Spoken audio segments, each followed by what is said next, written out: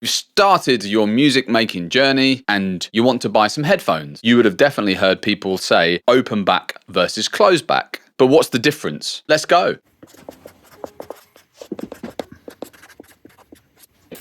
Hiya, it's Charlie T Music here. Let's break down the difference between closed back headphones and open back headphones. So closed back headphones, they're going to look a bit like this. These are called Focal Listen Pros. These are closed back headphones. It seems really silly to say it. The back of them that goes around your ears is closed. That's what closed back headphones are. And what that does is it blocks sound from the outside getting in, but it also stops what's going on in the headphones bleeding out. Closed back headphones are great for maybe creating your track and producing the track. And they normally have quite a generous low end. So if you're doing beats or any bass heavy stuff, they can be quite nice to work with, but they're not great for mixing. Everyone says you shouldn't mix on closed back headphones, but I'm sure people do. Don't worry about that. Just pick the headphones that are right for you. They're also great for noisy environments. So if you live somewhere where there's a lot of noise that's not you, they're perfect. And they're great for a mobile setup. So if you've got a laptop and you don't just work in one single space, you go from space to space, or you want to work on a train or on the tube or on the bus, closed back headphones are really good for that kind of setup. As a result, closed back headphones, most of them, they have a really narrow stereo image and they can actually get quite fatiguing. The other option is open back headphones. These are open back headphones. And as you can see, the back is not sealed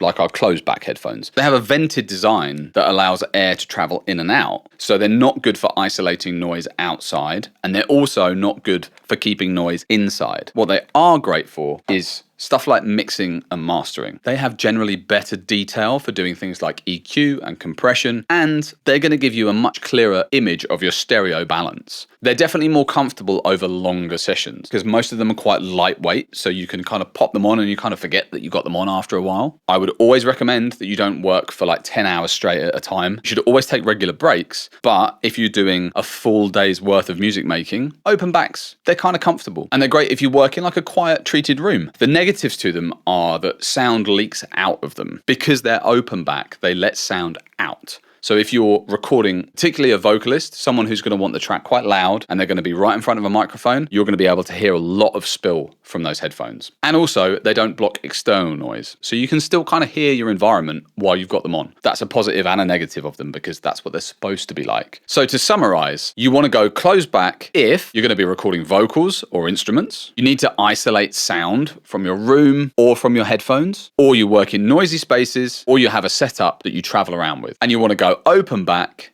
if you want to mix and master stuff at home and there's a quiet environment for you to do it in. You want a bit of spatial accuracy and some comfort, or you work in a quiet, treated space. So there you go. I hope that's helped clear up some of the confusion. Now you know the difference between open back headphones and closed back headphones, and you can make the decision about which ones you want to go with. If you found this video helpful, definitely leave some comments, drop a little like, share it with other people. I'll see you in the next one. Big love. Bye.